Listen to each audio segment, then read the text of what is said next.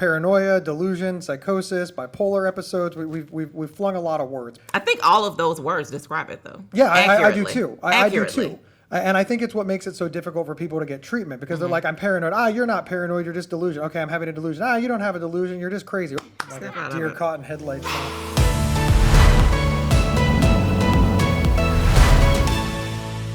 Hey, everybody, and welcome to the podcast. My name is Gabe Howard, and I live with bipolar disorder. And I'm Dr. Nicole Washington, a board-certified psychiatrist. And we continue to get your emails. You can hit us up at show@psychcentral.com and tell us what you like or what you don't like or what topics you want us to cover. And frankly, it's the topics. We need more topics. We need to know what you're thinking so that we can cover it. And one of the things that y'all are thinking is that you're paranoid, because we get an awful lot of emails about bipolar and paranoia, what it is, what it isn't, how it intersects.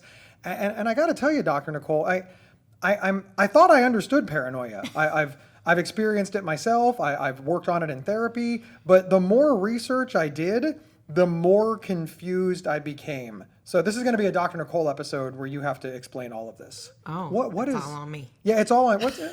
Really, it's always on you. It's just in the editing, it makes it look like I did more than I actually did. But we all know that you're the superstar. Oh, well, I'm glad we got that on record. On film? Yeah, I'm glad that we have visual and audio. I will get a clip of that. Make sure we play it. It's going to be your again. ringtone? Mm-hmm. Yeah, gotcha. So is paranoia an actual medical diagnosis? Where does that fall? Is it in the DSM-5? Yes, it's in the DSM-5, but it's not a diagnosis in the sense that you can go look up the diagnosis of paranoia and there's criteria and things like that. It's mentioned, though. Okay. But I think to start, we have to come to an agreement about what is our definition of paranoia going to be. So we're going to use the definition of paranoia being suspicion of someone's acts or motives, intention. I think that's a generally agreed upon definition of paranoia. Do we feel okay with that? I would add sort of like the rumination, right? Like you can't get it out of your head. Like you're suspicious, you're worried, and you can't move on from it, right? Because being suspicious about somebody could be well grounded. I am suspicious my coworker is coming after my promotion, right? But it's the obsessive part. It's the I can't sleep, I can't think about anything else. All roads lead to. Right. I think that's where it becomes problematic. Okay, so for purposes of this episode, we are going to talk about paranoia as a pathologic, maladaptive thing. Something that's bad. We're going to talk about paranoia as bad juju. Bad juju. Okay. Bad juju. Is that the DSM-5 definition? That's the Paranoia Nicole is definition. Bad juju. that's the when things are getting really bad. I'm like, this is bad juju, y'all. This is. We're going to talk about paranoia in that sense. Okay. But I do think we have to talk about just this concept of paranoia as a normal, healthy thing. And so I will say for me, I always considered paranoia pathologic. I always thought paranoia was this thing that I equated with psychosis, and I thought, oh, that's what paranoia is. And then I started actually talking to people. And people throw around the word paranoia a lot. People are like, oh, yeah, I'm paranoid about this, or I'm paranoid about that. And I learned early on, I cannot take my definition of paranoia and let someone tell me they're paranoid and just apply it to what they're thinking. So people will say, oh, I have paranoia. I could easily just say psychosis. Oh, this person is psychotic. And I could let that drive my entire encounter if I don't dig deeper.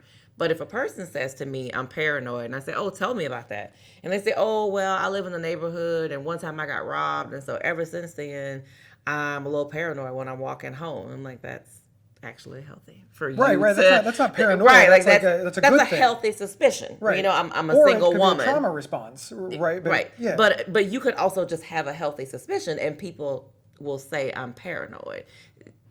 That's not paranoia. Right. We're not talking about that. I think that maybe a good way to conceptualize this, and you let me know, is I go for walks. We've talked about it on the show before. And somebody found out that I go for walks early in the morning with earbuds in. Right. I crank up my music and I'm walking. Seems pretty unsafe to me. Exactly. That's what my friend, who was a woman, said. You're walking around in the dark and you can't even hear if somebody's coming up behind you. Right. And then she said, I'm just super paranoid. Something bad's going to happen. Right. Now, in that example, that's not paranoia. That's preparation. That's a different risk tolerance. tolerance level. That's nothing that they need a Dr. Nicole for. Right. That's nothing that is a symptom of bipolar disorder. That is just a Gabe is okay walking with a headset. My friend does not want earbuds. Hard stop. Okay, so when does it cross over? What should I be concerned with? Because she's not paranoid. She's not. just a She's prepper. just saying, I'm prepared. If something pops off, I'm going to be ready. Yeah. Got it. And that makes sense. She wants to hear the bad guy coming. Yes. Absolutely. Very reasonable. If we think about paranoia, so we've talked about it becoming pathologic, becoming bigger than we really need it to be healthy, that's when we start looking into problems. So there's this next layer of it. So there are people who say, well, I have a history of being attacked. So I'm paranoid that I'm going to be attacked again. So I'm always watching out because I'm always paranoid that something bad's going to happen to me because something bad has happened to me or because something bad has happened to people I care about. Or that then becomes more of an anxiety, trauma-related kind of symptom. So that might actually not be paranoia. The word for that might actually be hypervigilance. So that might be the person who says, I was rear-ended at a red light. Now every time I stop at a red light, I'm always kind of looking in the rearview mirror because I want to make sure that I'm not getting rear-ended again. Or that the person who's coming up behind me, they look like they're able to stop. That's more hypervigilance than it is paranoia, but we use the same word. I mean, you see how that can be confusing because we just use paranoia to describe something totally normal and healthy. And then we also use paranoia to describe this really high level of anxiety. People who have generalized anxiety will very often describe paranoia as, I'm just always worried something bad's going to happen. Like I just always have this sense of something's going to go down. Something's not going to go right. I think what we've established is that people use the words wrong. The English language is deeply, deeply confusing, right? For example, when I was a kid in the Michael Jackson era, I told my dad I was bad. I was bad. And my dad said, no, who told you that you are not a bad kid? He was real upset because he thought, no, Dad, Michael Jackson's bad. It means I'm awesome. I'm cool. I'm woohoo. But he didn't know that. He wasn't up on the lingo, right? So this is an example of where language caused the confusion. Right. I was saying I was awesome. He was hearing that I was self-deprecating. So he wanted to fix that in his young child. So we do this all the time where we say, I'm depressed. No, I'm sad. I'm anxious. No, you're nervous, right? So one of the hallmarks of any diagnosis is it interferes with the activities of daily living for 2 or more weeks. So it's not just, hey, I'm worried about wearing earbuds. It's that it's interfering with my life. I'm no longer exercising. I'm no longer leaving my house. So in order to become like, quote unquote, full-blown medical paranoia, something that you need a Dr. Nicole for, it has to be harming you in some way. Is that a fair way to state that? If it's not harming you, if it's just causing little quirks or, you still go for the walk, you just don't wear the earbuds, for example, so that you can hear people coming up on you, no harm, no foul. So first of all, 2 weeks, a major depressive episode, every diagnosis is going to have its own time frame. So they're not all 2 weeks. Each thing is going to have its own time frame in the DSM. That's why you see somebody, they'll keep up with the time frames and how long it's been and all of that. Paranoia may be defined differently medically versus Merriam-Webster. The dictionary definition of paranoia might absolutely fit what your friend is having. But our definition and kind of how we conceptualize paranoia might not be in that same way. And R being the medical Our definition, being the the psychiatric. Yeah, right, okay. The way the medical community sees paranoia may be a very different thing. So I have to make sure we're speaking the same language, or I at least have to ask a follow-up question to figure out, okay, but what do you mean when you say paranoia? Like I have to do when I say, tell me, have you ever had a depression episode? And people will say, yes, I'm depressed all the time, or I have depression episodes that last 2-3 days, and then I won't have one for a really long time. I'm like, hold on, because we need to be on the same page. Are you having a depression episode, or are you having a normal response to a big stressor, or what's going on? So I think we have to start there, point blank, period. Have to start there. Like we have to be able to figure out what is the basis of this paranoia. Because if it's anxiety, PTSD, like what is this? But you could also be psychotic. Okay, so the paranoia versus psychosis, because I believe that the paranoia that has caused me the most problems had to do when I was experiencing psychosis. And what I mean by that is I was patrolling the house. I thought that the window washers in the office building that I was working in were sent there to watch me. Right. So I was very paranoid that people were watching me and that at any time they were getting ready to invade my home, my personal space, and hurt my loved ones. And this drove me one day in the cold, barefoot, in shorts and a t-shirt, to patrol the perimeter of my home to keep my wife safe, which of course was extraordinarily disturbing for her when she came home from work and saw me walking the perimeter. So all of that, anybody can hear, okay, dude's out of his mind. That is, things are not going well for Gabe. Okay, but here's where I get confused. Was I paranoid, or was I just experiencing psychosis? Or is there some sort of hybrid of both? So let's break those down a little bit. So you can have paranoia that reaches a delusional level, and we have persecutory delusions, which is a category of delusion, right? Persecutory, you think somebody's coming after you, going to harm you, has malintent towards you. Persecutory delusion, your paranoia was a persecutory delusion.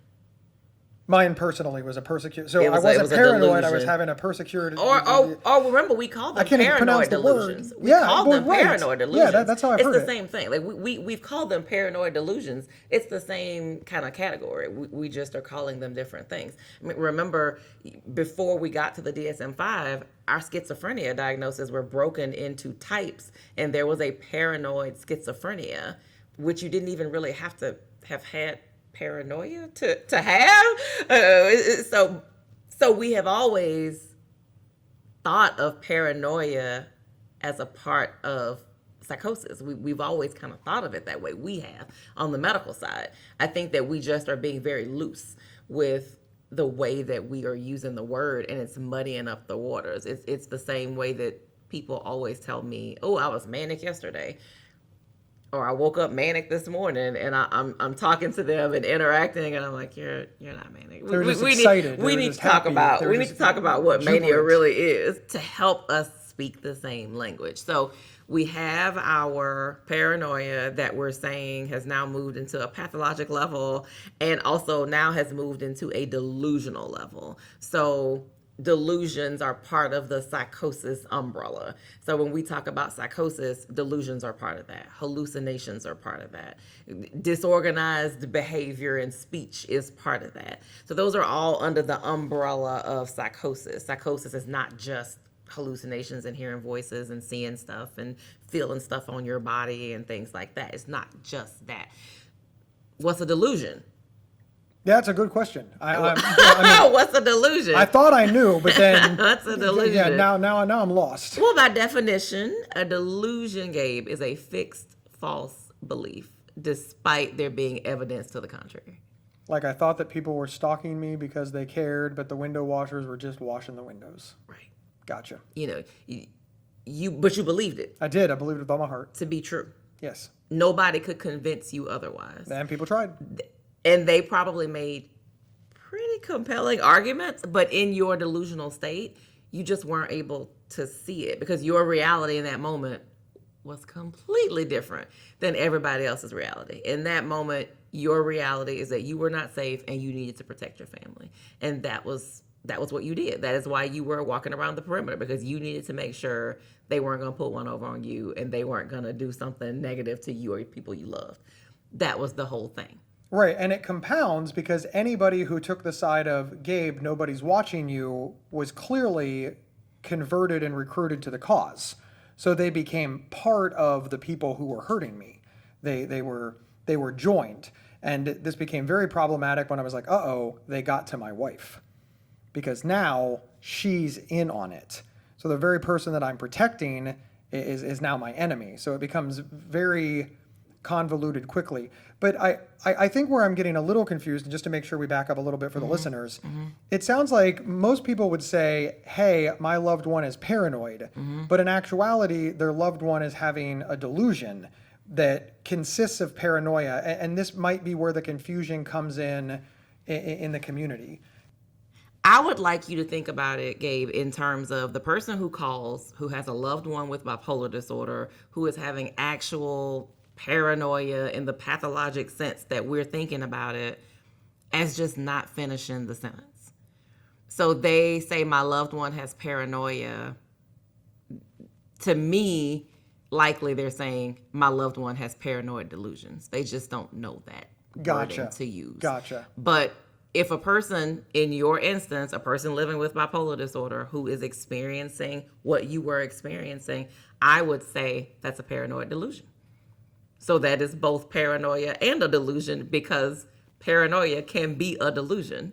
So I'm picking up what you're putting down there, and I think our listeners are as well. Right. But anybody who's tuned into this episode, they're in harm's way. Something's going wrong. They're refusing to go to work. They're refusing to see their doctors. They're cutting off family members. They are paranoid, whether it's a paranoid delusion or psychosis or whatever. Something is preventing them from living their best life, from thriving, and from getting better. And everybody around them is like, they are so paranoid they won't do X. What's the treatment for that? When this gets in front of you, Dr. Nicole, is there an anti-paranoia medicine? No, there's not a specific anti-paranoia medicine, but the first question has to be, are they safe? First question. Before we start talking about what can we do to help, is this individual safe? So in my case, I was not safe, and I bought myself a trip to the emergency room. And I'm assuming that's where that's going. If you're not safe, because I need to know, what is your paranoia going to drive you to do? So if a person sits in front of me and I figure out, okay, this person is psychotic, and so they are experiencing psychosis, big old umbrella. Under psychosis, there's smaller umbrellas of things. They're in the delusion category, and if we have to describe the delusion and break it down even further, they're having persecutory or paranoid delusions, right? So this is where this happens. If they're at that point, then I have to figure out, what is it going to drive you to do? So if you said, well, yeah, I mean, I don't trust those window people, I'm going to pace the perimeter of this home until they're gone. Okay, I mean, if they're going to be gone at 3 o'clock and you want to pace till 3, I'm not going to put you in the hospital for pacing till 3. Right, it's a win-win. You're going to get your steps in. I'm not going to have to put you in the hospital. It's concerning, but not immediate. It's concerning, but not immediate. If your paranoia is, well, I'm going to defend my family as much as I have to, and I'm going to make sure that I take this into my own hands because I don't trust the law, and I'm going to make sure that my wife is protected by any means necessary. And you're like, whoa, what does that mean? You know, what are we thinking? Then I'm worried about the safety of other people. I'm worried about you doing something you could later regret. But you could be in that gray zone where you say, I'm so angry, and I go, but what's that going to lead you to do? And you say, well, I mean, I'm not going to do anything. I'm going to call the police and let them take care of it. That's that gray. Like, does he need the hospital? Does he not need the hospital? Do I think he's going to try to hurt these people? What's his past look like? Has he ever hurt people in a state like this? Has a previous state ever gotten him to that point? It's based on a lot of things, but I have to figure out your safety first and foremost. So for the purposes of the rest of the conversation, let's assume that the person does not need immediate medical attention. Because once that happens, they're inpatient, and that's a whole other quagmire. And unfortunately, there's just not a lot that the patient can really do once you're inpatient. Yes. And loved ones even play a lesser role because the person is hospitalized at that time. Yes. So let's talk about where loved ones and people like me, people living with bipolar disorder, can really be most impactful. And that's when you determine, okay, there's definitely something wrong, but you're staying home. What can we do? How do we start getting better?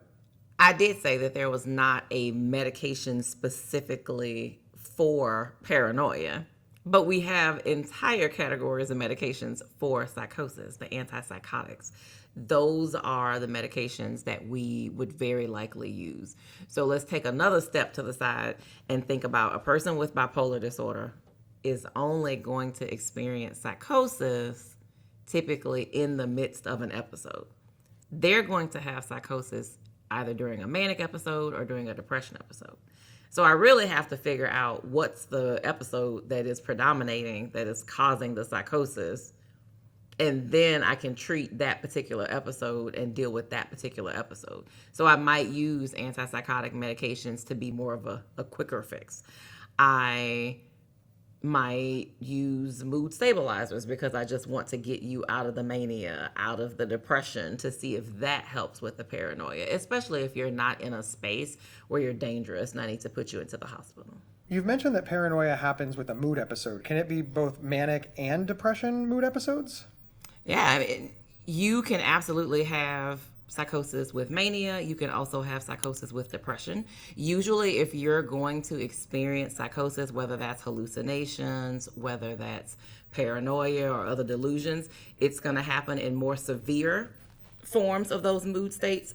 So you may not experience any kind of psychosis during a milder manic episode or during a milder to moderate depression episode. But if we get to the more severe ends of either of them, that's when you might experience those psychotic symptoms. And the psychosis usually goes along with the mood episode. So your psychosis that you experience when you're more depressed is going to be more doom and gloom and consistent with being depressed.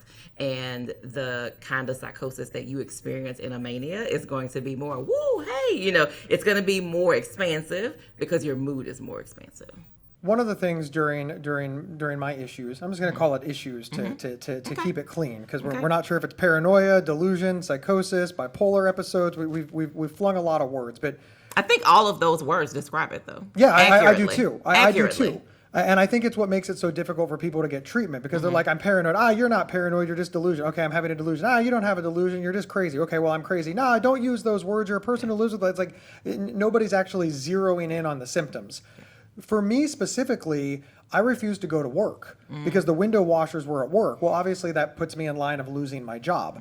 Now, I did go to the hospital. I was put into an IOP, an intensive outpatient program. I was not committed. So my doctor, Nicole, at that time decided that I was safe to go home.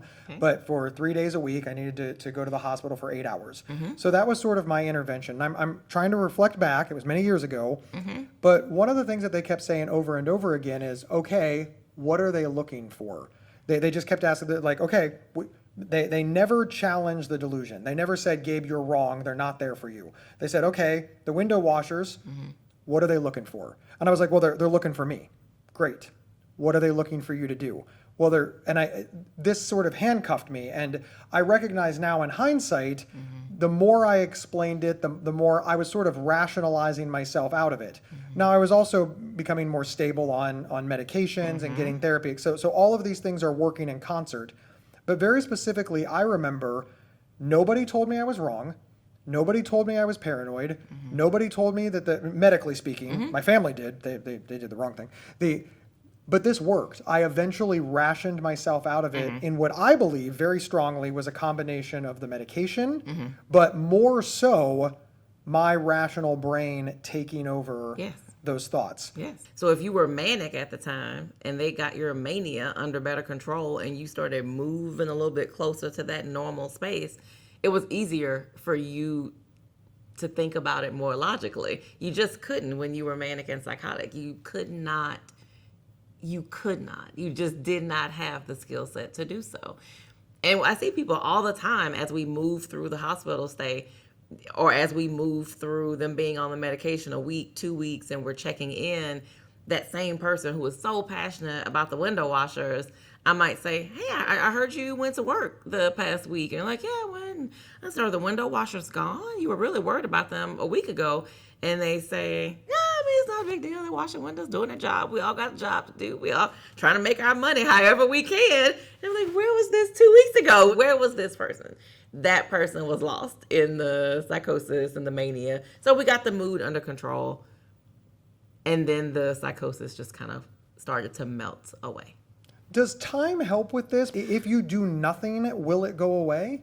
So in the sense that if you do nothing for a manic episode, I mean, eventually it will go away.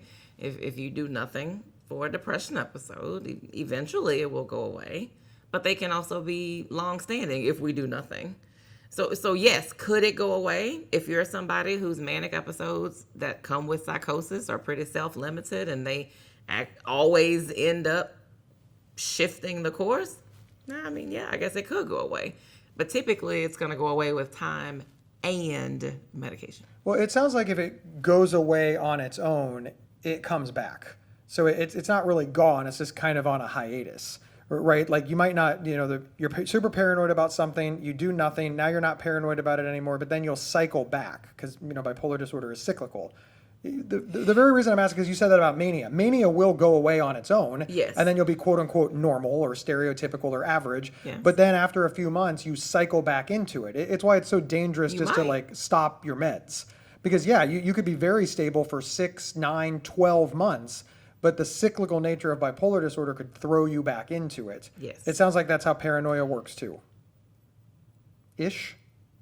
Well, the psychosis that you experience with bipolar disorder is going to be linked to one of those episodes. So Okay. in this particular instance, if we're saying this is linked to a manic episode, I see people who say, I am psychotic with every manic episode I have. Every manic episode I have is severe.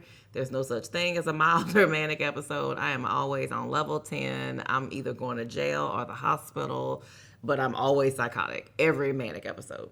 And then I have people who say, I'm really only psychotic with my more severe episodes. I've had mania where I wasn't to a level of psychosis and was able to do something about it.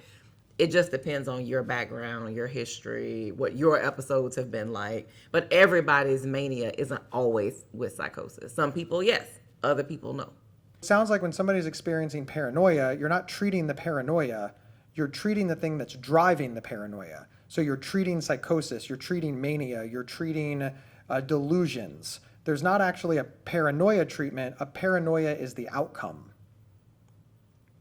So we've said paranoia is a delusion is psychosis. So they're all the same thing. They're literally all the same word? thing. I mean, paranoia is this a like delusion. soda and pop?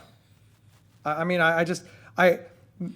is it? Is like soda and pop is exactly the same thing. H2O and water, exactly the same thing, right? OJ and orange juice, exactly the same thing. Is it literally like that? Are all three of these things literally the same thing, just different words? I think it's more of the difference between like sparkling water is a carbonated beverage, soda is a carbonated beverage, but they're all carbonated beverages. So psychosis is the overarching carbonated beverage, and under it you have different types, and you have sodas and you have sparkling water under the umbrella, right? So the overarching, they're all carbonated beverages.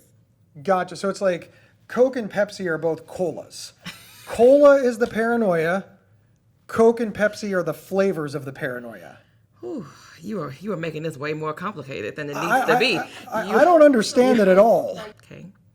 Paranoia that begins to be disruptive and is more than just a healthy suspicion and is more than just hypervigilance and anxiety. Paranoia that really starts to interfere with your functioning and becomes more severe is a delusion. And a delusion is a psychotic symptom. So you can say paranoia is a delusion, or you can say paranoia is psychotic. Both of those things are accurate. Gotcha. I think where I was getting hung up is I kept thinking that paranoia was its own unique thing, like it existed alone. Right? Like going back to the soda analogy, soda is its own unique thing versus pizza, but they're much more interconnected. Yes, because Gotcha. They are much more the same thing than I think that you are able to conceptualize in your brain. But I do think this happens for a lot of people who live with bipolar disorder, because people, by and large, do not know about their illness and don't really know the words, because we really have done a really horrible job of kind of socializing people to the illness. It seems like when someone is diagnosed with bipolar disorder, they should get a welcome pamphlet to welcome to living with bipolar disorder. Oh, we get a pamphlet, all right. Yeah, we get the pamphlet. It's just this is not helpful. They should get a welcome to bipolar disorder book, and they should be able to learn all these things in it, but that doesn't happen. And so they don't know, because people every day tell me things like, oh, my diagnoses are bipolar disorder and major depressive disorder. And I say, okay, let's stop, because I want you to have the right words. I want you to talk the talk when you're talking to people other than me. I need you to know you don't have both, right? You don't have bipolar disorder and schizophrenia because you get paranoid when you're manic. That's not what that means. I want you to have the words. So the words are, I have bipolar disorder, and when my episodes are more severe, I have psychosis. I have psychotic features. And they may say, well, what kind of psychosis do you experience? Do you have hallucinations? You say, no, I have paranoid delusions. And I start to believe that people are out to get me, and I start to believe that people are going to harm me in some way. That is how we can speak the same language and given the same information. I think one of the things that makes this very complicated is that people think that they understand paranoia. Even in my own research for this episode, I was really surprised the number of people who are not talking to their Dr. Nicole's about their paranoid issues. They believe very strongly that people are out to get them, that people are hurting them. And they're just like, well, that's just my paranoia. I need to talk about bipolar disorder. And I have learned in this moment that no, that's not your paranoia. That's your delusion. That's all of these other things, and it all fits together. So I think that people think that it's separate. It sounds like it is not separate at all. No, it is a paranoid delusion. Right. It is one thing. It is a paranoid delusion. That's what we're going to call it, a paranoid delusion every time we say it from here on. From here on out. So we're going to call it a paranoid delusion. That is what we're going to call it. But you bring up a really good point, because if you don't tell your Dr. Nicole that you're experiencing these moments of paranoid delusions and psychosis between mood episodes, likely you could be misdiagnosed. Because if you have bipolar disorder and you have psychosis, by definition, it's happening in one of those mood episodes. If you start having those things happen to you outside of a mood episode, your mood is in the middle, you're not manic, you're not depressed, but you're still having this pretty intense paranoid delusion happening, you may not have bipolar disorder. You may have schizoaffective disorder. And we missed it because you didn't tell us about the paranoid delusions that you were having every day, day to day. And you didn't have loved ones who were coming in and tattling on you, because that's really when I find out. It's the spouse. I think one of the biggest issues, and I want my people with bipolar disorder to hear this, is we don't think that paranoia is related to bipolar disorder. We think, we are positive that that person's out to get us, and that's just a work problem. Right. Or we're positive that this thing is going to happen, and that's why we need to, double check our car because, whatever it is, we don't report it as a problem because we've already got the solution to it. The solution is I patrolled my house. To me, there was nothing to report. I believe that the window washers and all of these people were watching me. Okay, that was a fact. There's nothing to report there. So where I might hear about it, Gabe, is in a visit. So I might say, "Hey, Gabe, how's stuff at home? How's work?" And you say, "Oh, yeah, I've been dealing with something with these window washers at work." And I'm gonna say, "Oh, window washers, what's going on there?" And you're like, "Oh, I mean, it's nothing. I don't trust those guys. I don't know." And you might give me a just tiny little glimpse, and in that case I'm like a mouse. You know how they say, like, if a mouse can put his little finger under it, the whole body can get through. If you give me 1 inch of opening into your delusion, I'm in there. I am in that. I'm like, oh, we could go talk about this, and I will ask questions, and I will finally get down to, oh, like, this is a big deal. But it doesn't always come out. And that is how I have diagnosed people from bipolar disorder to a diagnosis like schizoaffective disorder, because I find out, oh, you're psychotic all the time. You just can hide it better when you're not manic and your brain is all over the place. You can hide it so much better when you're not manic. And I just didn't know it until you gave me that little opening, or your spouse said, "Hey, he does this weird thing where he does blah, blah, blah, blah." And I'm like, oh, tell me about that. It's not until I get that little opening sometimes that I know that. Okay, but I just want to make sure that I'm understanding this correctly. It does sound like you're saying that little things do matter. People like me, people who live with bipolar disorder, we get a very short amount of time with our Dr. Nicole's. We get a very short amount of time with our psychiatrist. And you're saying, hey, this work drama, which is all I thought it was. I just thought it was work drama. I live with bipolar disorder. This is a serious and persistent mental illness. I was locked up in a psychiatric ward because of this, and you wanted me to go in my 15-minute appointment, which is actually only like 11 minutes, right? And you want me to tell them that I'm having a problem at work where they sent the window washers. I need to treat my serious and persistent mental illness. I don't have time to tell you about corporate drama. But it sounds like you're saying that no, you should in fact report that stuff. Where's the balance there? You can't tell me everything. I can't know everything. Like you said, we have a very finite amount of time together, and depending on where you're receiving services, that may be every 3 months that you get that very finite amount of time. So you aren't going to tell me about the time somebody cut you off in a grocery store line and you got upset. Like, you aren't going to tell me all those things. And you may not tell me because, remember, a delusion is a fixed false belief. You believe that this is really happening. So you're not going to tell me things that are really happening. You would tell me if you heard voices and you're like, hey, let me tell you something. I was sitting here and somebody would call my name and nobody was in the room. It scared the crap out of me. You might tell me that, but you may not even think to tell me about the delusion, because a delusion is a fixed false belief. And so to your reality, it's real. It's a real thing that's happening. It's just a normal, I got some work stuff. You may not tell me. That's why it may not always come out. So this would be more so for the loved ones who are out there. So I have conditioned my patients, most of them, but especially the ones who live with bipolar disorder and schizophrenia. If they're seeing me alone, I say, hey, before you see me every visit, just ask the person you live with, the person you're closest to, just ask them how they think you've been doing. And if there's anything they want you to share with me, because that's usually where I'm going to get that information from. I mean, one of the things we teach medical students about eliciting delusions from a patient when you're interviewing a patient. If I just say, hey, Gabe, you been having any delusions? You been having any fixed false beliefs that you believe are real that nobody else believes? That's not going to get me very far. If I say you're delusional, what are you going to say? No.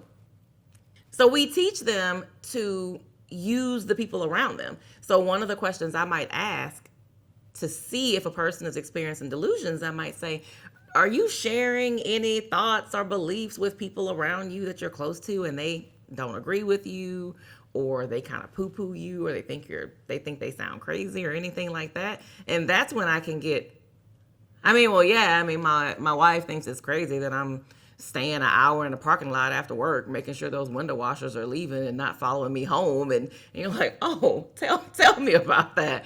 Or, my wife thinks that it doesn't make sense that I'm, checking the bank account and going to the bank in person to check the account every day because I don't trust the computers, because you just never know who's on those things watching what you're doing. I get that kind of stuff. So it may not be that a person's going to outright tell me a delusional thing, and it could very well go unchecked. So loved ones, if you think your loved one is doing something odd or quirky or a little bit off the beaten path that you think their psychiatrist needs to know about, just tell them before the visit. Just say, hey, will you just ask her about this? Or will you just mention this to her or him so I can have peace of mind? Like, will you just ask them for me? That might be what gets us on the road to figuring out what's going on. As a person who lives with bipolar disorder, I love the way you framed that. Ask your loved one what's wrong and report it, because you're still in control. And that's very important to me. And I imagine it's very important to our listeners, because so often this advice is, oh, do you have a crazy loved one? Well, you can send an email, you can leave a voicemail, you can demand they sign a thing, you can get them committed, and then they have to talk to you. And I that's what I see all the advice being. So I really want to stress to all the people living with bipolar disorder right now, Dr. Nicole has given you a gift. She's telling you that you are still in control, but you are honoring the data that you have collected from your loved ones. But you're still the coach. You're still the lead. I don't think we should squander that.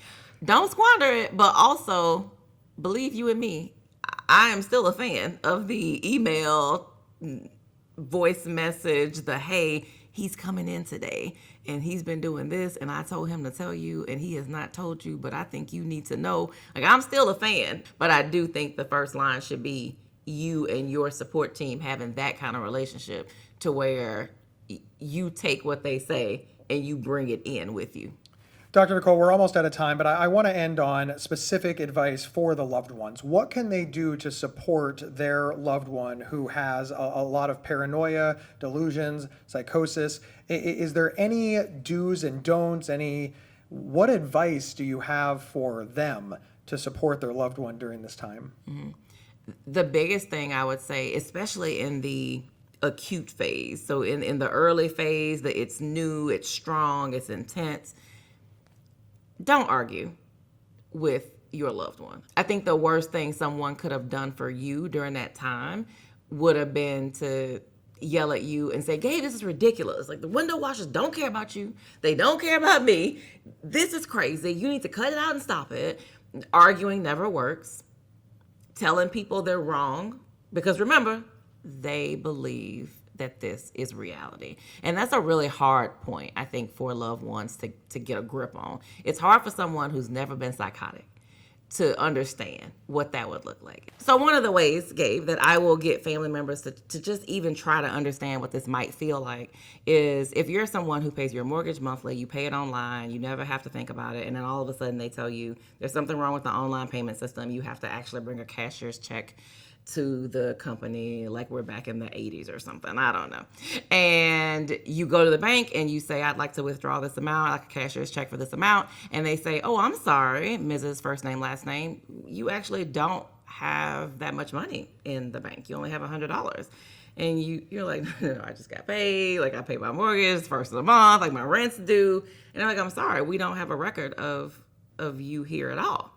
Okay, so your fact is that you absolutely have an account there, and your fact is that you have enough to cover your mortgage because you just got paid. And the bank's fact is you only have $100 in your account. Both of you are functioning in a fact that is very different.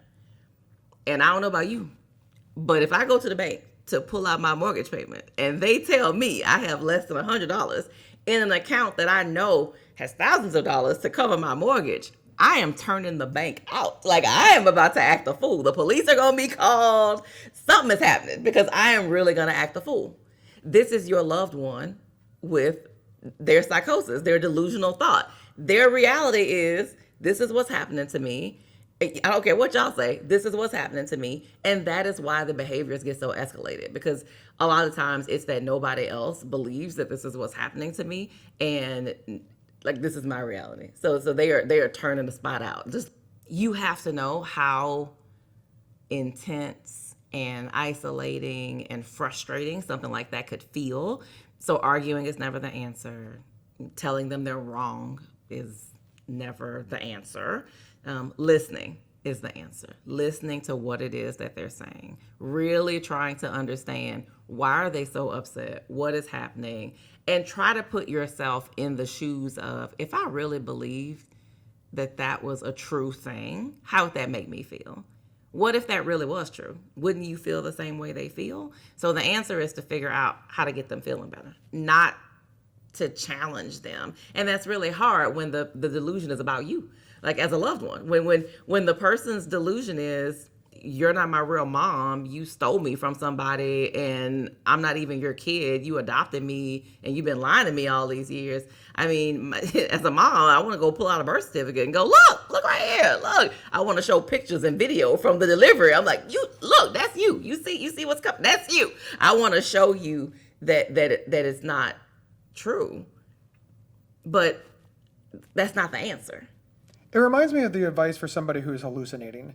We train first responders all the time that if you show up on site and they say, hey, there's a dragon and I am defending the dragon, and you say there is no dragon there, that person's staring right at a dragon. Mm-hmm. So they now know that you are with the dragon. Mm-hmm. They now know that you're an idiot who can't see a dragon. They're, like you said, their reality is very strong. It sounds like it's the same advice for paranoid delusions. You need to not question it. You just need to ask them follow-up questions. What is the dragon doing? What do you think happened to the money? When did you find, who gave you the notice that online isn't working? All of these things keep the conversation going and keep you in that person's good graces, which is ultimately going to make them want to talk to their Dr. Nicole, want to share their symptoms and issues with you. It keeps you as an ally. And I think that's really the message, right? You want to stay somebody that your loved one sees as an ally, not somebody that your loved one sees as an enemy. And someone they can trust. But I will point out, hallucinations and delusions are psychosis. So they are both this altered reality that is happening. Dr. Nicole, thanks for hanging out with me today. I loved being in New York, our second live episode. I hope that we get to do this again. Maybe. Maybe. If you're nice to me over the next 6 months, if you're nice to me, I'll consider dragging myself back to New York City because it's such a task. I love that. I love that. All right, everybody. Thank you so much for tuning in. We need a few favors from you. First, wherever you downloaded this episode, please follow or subscribe because you don't want to miss a thing and it's absolutely free. And second, share the episode. We don't have an advertising budget. We are counting on you. Share this in a support group. Share it on a Reddit thread. Share your favorite episodes in social media. Sharing the show with the people you know is how we're going to grow. My name is Gabe Howard, and I wrote the book Mental Illness is an Asshole and Other Observations. Now, you can buy that on Amazon, but you don't want to go there. You want to go to my website and get a signed copy online with some free swag, and that website is gabehoward.com. And I'm Dr. Nicole Washington. You can follow me on all social media platforms at Dr. Nicole Psych to see all the things I have my hand in at any given moment. All right, everybody, we will see you next time on Inside Bipolar.